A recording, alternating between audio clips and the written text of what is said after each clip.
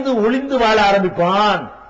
ஏனா பொம்பளை பிள்ளை அவனுக்கு பொம்பளை பிள்ளை பிறந்திருக்காமல இப்படிங்கிறது என்னமோ ஒரு பயங்கரமான ஒரு கேவலம்.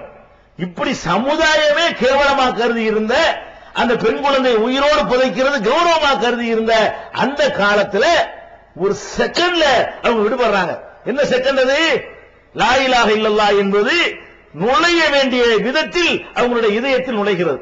வணக்கத்திற்குரியவன் அல்லாஹ்வை தவிர யாரும் இல்ல, அவன் அவனை பார்த்துக் கொண்டிருக்கிறான், நம்மளை கேட்டுக் கொண்டிருக்கிறான், நம்மளை கண்காணித்துக் கொண்டிருக்கிறான், அவன் கட்டளை இருக்கிறான் இதை செய்யக்கூடாது என்று. இப்ப எப்படி நம்ம மண்ணை தூவ முடியும்? உலகத்தில் சட்டம் போட்டால் லஞ்சம் கொடுத்துருவீங்க, படைச்ச இறைவன் சட்டம் போட்டால் எப்படி லஞ்சம் கொடுக்கிறது?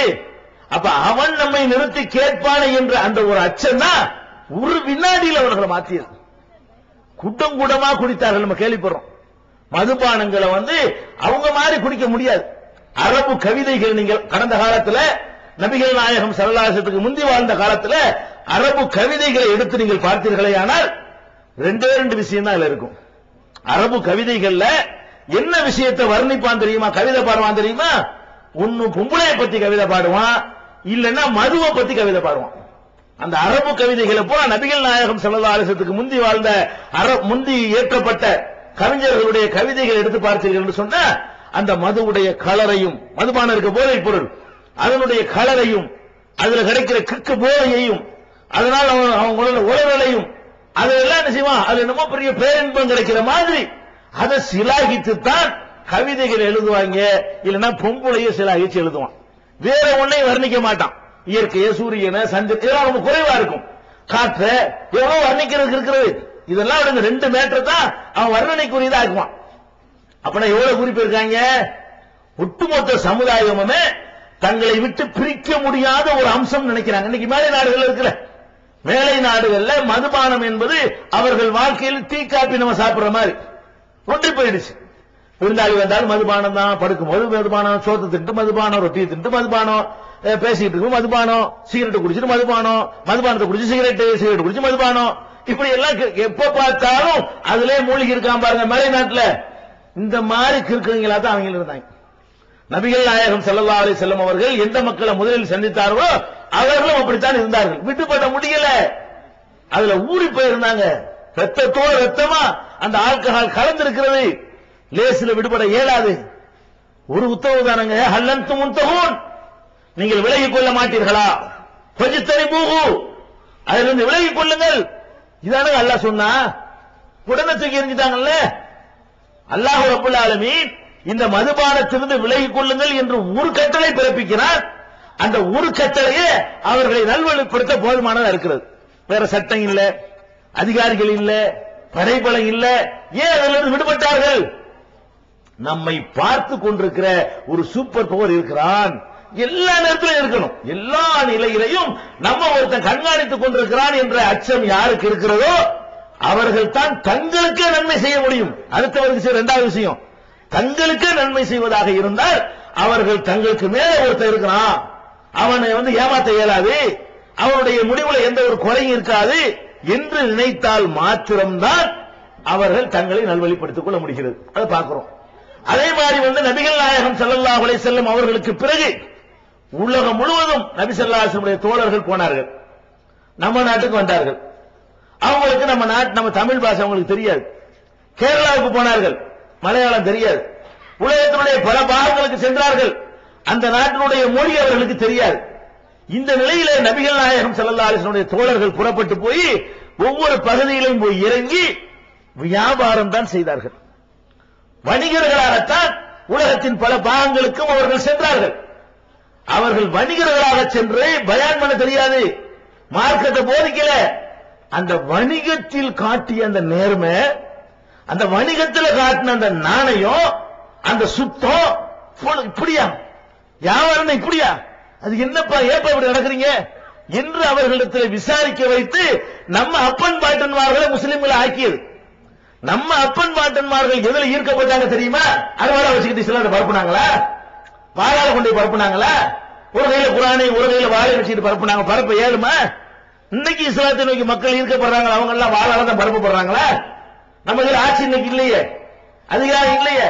அப்ப நீ தமிழ்நாட்டில் உள்ள முஸ்லிம்களை நீ எடுத்து பார்த்தீர்களே, ஆனால் கடல் வழியாக வாணிபம் செய்ய வந்த முஸ்லிம்கள் அந்த வாணிபத்திலே கடைபிடித்த நேர்மை, நாணயம், ஒழுக்கம், அவ்வளவு சுத்தமாக அந்த நடந்து கொண்ட முறை, இதெல்லாம் பார்த்து ஆச்சரியப்படுறாங்க.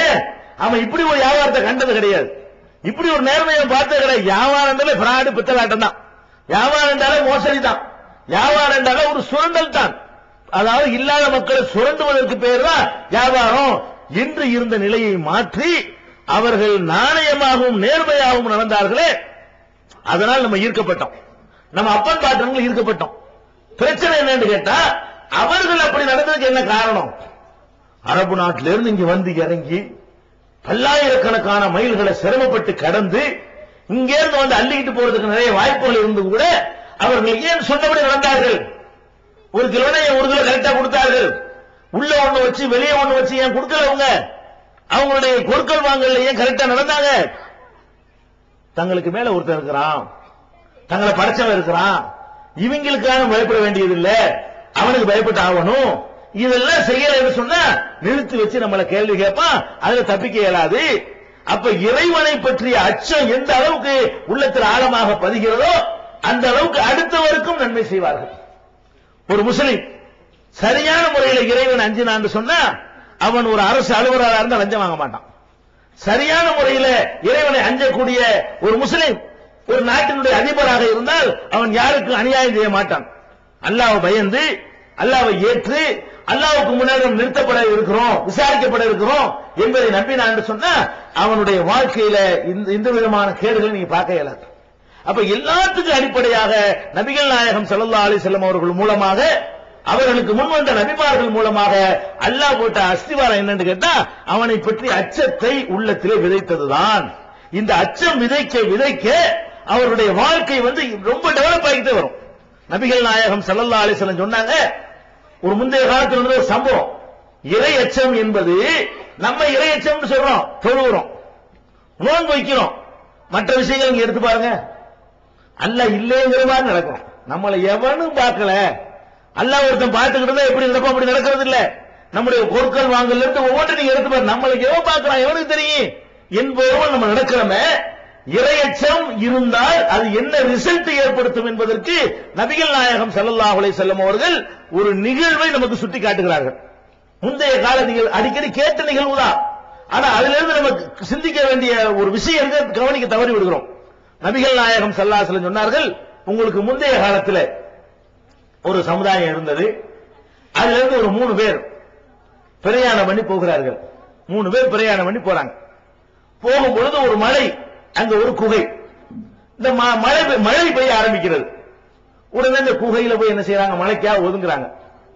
ஒதுங்கின உடனே மழை வேகமாக பெய்து மேலே இருந்து ஒரு பாறை உருண்டு வந்து வாசலை அடைச்சிருது, குகையினுடைய வாசலை அடைத்து விடுகிறது. அடைச்ச உடனே என்ன முடிவுக்கு வருவாங்க, மழை நேரம், யாரும் வெளியில நடமாட மாட்டாங்க, மூச்சு விடுறது கூட வழி இல்ல, சத்தம் போட்டாலும் வெளியே விளங்காது, பாறையை தள்ளி பார்க்க முடியுமா, தள்ளவும் முடியல. என்ன முடிவுக்கு வருவாங்க, முடிஞ்சு நம்ம லைஃப் முடிஞ்சு, அவ்வளவுதான், 3 பேர் இங்க கிடந்து சாக வேண்டியதான், என்னத்த சத்தம் போட்டாலும் நம்மளை யாராலும் காப்பாற்ற முடியாது என்ற ஒரு விரக்தி நிலைக்கு அந்த 3 பேர் வர்றாங்களாம். இதெல்லாம் நபி ஸல்லல்லாஹு அலைஹி வஸல்லம் சொல்றாங்க, முந்தி நடந்த ஒரு சம்பவத்தை அல்லாஹ்வுடைய தூதர் சொல்றாங்க. இது புகாரியில, முஸ்லிம்ல, இன்னும் ஏராளமான நூல்களில் பதிவு செய்யப்பட்டிருக்கிற ஆதாரப்பூர்வமான சம்பவம் இது. அப்ப இந்த 3 பேரும் சேர்ந்து ஒரு முடிவுக்கு வர்றாங்க, என்ன தெரியுமா, நாம் அல்லாஹ்வுக்காக என்று, இறைவனுக்காக என்று நம்முடைய வாழ்க்கையில ஏதாவது செஞ்சிருக்கிறோமா என்று ஒருத்தருக்கு ஒருத்தர் ஆராய்ச்சி பண்ணுவோம். அப்படி செய்த அந்த காரியத்தை சொல்லி அல்லாஹ்விடத்தில் உதவி கேட்போம், அல்லாஹ் நிச்சயமா நம்மளை இதிலிருந்து காப்பாற்றுவான் அப்படின்னு நம்பி